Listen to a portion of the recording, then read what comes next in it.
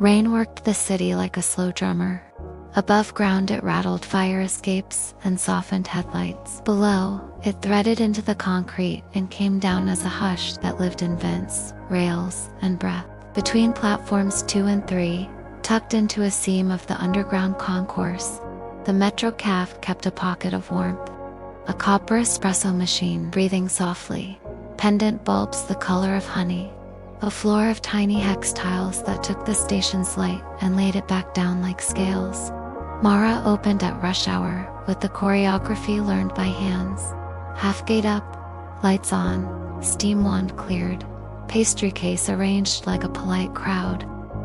The departure board above the concourse flickered storms into timetables, delays, reassignments, platform changes, all the ways weather edits the day. On the back counter sat a relic the previous owner refused to throw away, a brass letter scale with a glass window and a needle that remembered the weight of paper. On wet mornings, the place did something no one listed on the menu. The kettle's steam wrote brief halos on glass before vanishing. Napkins drank ink as if they had been thirsty forever. The board, while pretending to show times, occasionally borrowed its own bulbs to form a quick word that felt like a hand on the shoulder. No one announced this. People who came often learned to look gently. The cafe absorbed the city's color until a new shade walked in. A person with a cello case, rain on sleeves, city on the coat, careful movements learned from carrying something large through narrow worlds. The case leaned against a safe patch of wall.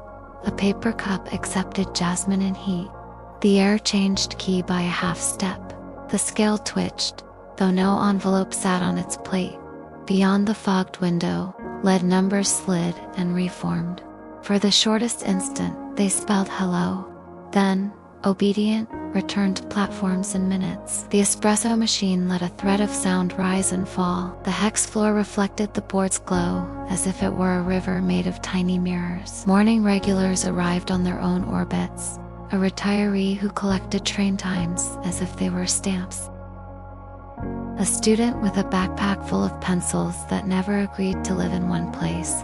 A child who drew engines so he could be sure all of them eventually arrive somewhere. The sight of the cello tugged the cafe into a single breath. The retiree eased his shoulders. The student found the page where a day could begin. The child, with reverence reserved for large instruments, made space on his bench for the idea of music. Mara slid a napkin and a pen across the counter, not as an instruction, but as weather. The pen resisted the first stroke, and then surrendered beautifully. The napkin held the ink as if it had been waiting for a purpose. The scale drew a breath and settled at an invisible 20 grams. The brass face took the certainty of a machine that still believes in letters. The storm upstairs turned a notch heavier. On the glass, rain raced in neat lanes. Some drops slowed at the edge, as if pausing for a signature. Between two delay notices, the board offered another kindness. Write it a suggestion without audience, addressed to anyone near enough to need it. The message lived a heartbeat and returned to schedules as if nothing had happened. Out came an old envelope from the cello case, its postmark softened by years and humidity. A photograph, loved into thinness, slipped free and waited. The empty envelope sat on the plate. The needle remembered 15 grams even without paper to blame. A thin line of bluer light than the board usually kept for itself extended from the needle to the row of departures, like a secret wire reconnected. The station listened. The napkin gathered words that knew their job. Short sentences, no flourishes, 2 good verbs, a decision. Around the room the magic continued in ways that looked like coincidence. The child drew a train that split into 2 tracks, and then, almost sheepishly, became one again. The student tore a narrow strip of tape into an arrow and set it pointing upward on the notebook cover. The retiree, watching the board, arranged the numbers with patience, as if the world might feel obligated to behave when looked at kindly enough. The kettle exhaled a white map onto the inner pane. The neighborhood from above, streets and alleys simplified by heat. There a courtyard held to trees that existed in the waking world. There a mail drop glowed faintly. There a door flickered with the irregular rhythm of a fluorescent bulb that promised to be replaced someday. A soft line drew a route and faded. Down the concourse, a train approached by clearing its throat. The curve of the tunnel sifted the sound into something round. People arranged themselves in familiar formations. The doors drew their rectangles on the platform edge. The photograph slid back into the envelope. The napkin folded once, calm as a palm closing. The cafe's fantasy had no taste for spectacle. It preferred usefulness. The steam rose, found the glass, and left a small sentence that could belong to anyone. Arrive well. On the rail of platform 2, a brief line of light ran along the steel and lifted a puddle's skin into a tight sheet. 2 crumbs of pastry floated as boats into the edge and dissolved in a manner that suggested safe harbor. The letter scale returned its needle to 0, like someone letting go of something held too long. The retiree allowed himself an entire minute without watching the board. The student, satisfied with the first page, decided to keep going. The child placed his new train drawing in the tip jar, where the coins glinted like stations under noon sun.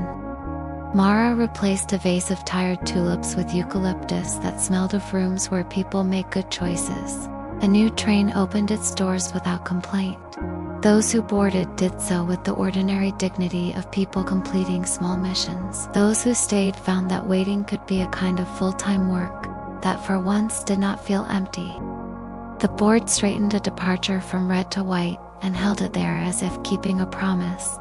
The cafe eased into the cadences that mean a place is working properly. The soft clack of cups, the whisper of jackets finding chairs, the wet bass hush of umbrellas closing themselves like books. The cello offered only a single brush of strings, enough sound to remind Wood what it is for. The counter answered with a clear harmonic that tied the room together at one point, the way good knots keep boats near a pier without strangling them. The espresso machine approved in a small hiss. Somewhere in the tunnels, a trickle of wind came and went like a thought that didn't need to be said aloud.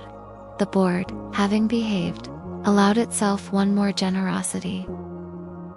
In the margin where no numbers usually sit, a star appeared, hand-drawn in the way a child would do it, point by deliberate point. Next to it, one word the system had never been taught to print: received. The printer, unaware of its own miracle, added the star to a receipt and pushed the paper forward with a practiced sigh.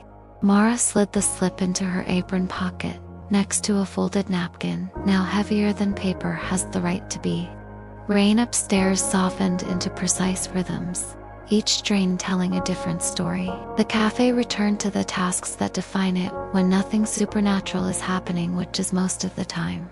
People bought lemon cake. Someone asked for directions to a platform that didn't exist anymore, and was gently shown the one that did. The kettle refilled.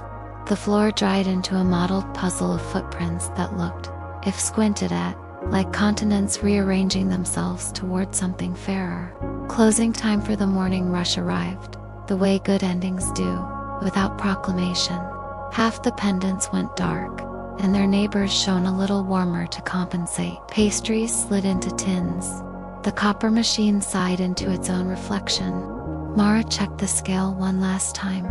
The needle, mischievous or honest, hovered at 5 grams without an object in sight.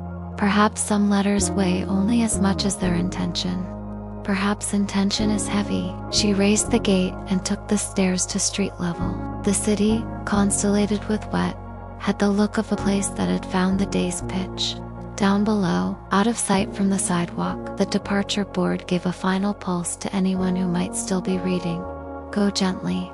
Numbers resumed. People continued. The Metro Café waited in its seam for the next thing that needed to be written before it could be done. The cello and its owner had long since taken the westbound on a bench downstream. The child would be discovering that trains sometimes share track without colliding.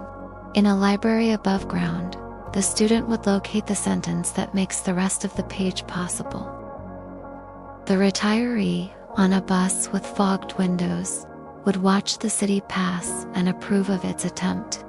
Mara walked the block toward the post office the steam map had drawn. The fluorescent at the lobby flickered in its familiar almost, then made a brave, clean line of light. A slot accepted a plain envelope, the kind that wants more from its contents than attention. The building swallowed it with a sound that always suggests movement elsewhere. Outside, the rain wrote elegant cursive in every puddle and, when the wind came through, underlined it. By the time she returned underground for the afternoon shift, the city had learned its own breathing again. The cafe blinked awake as if it had merely closed its eyes. The kettle hummed.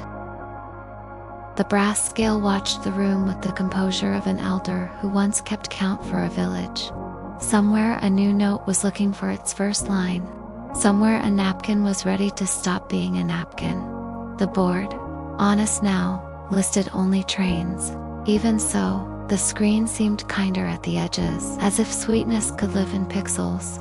The cafe took a breath with the station. Another rush would come. Another letter would need a place to start.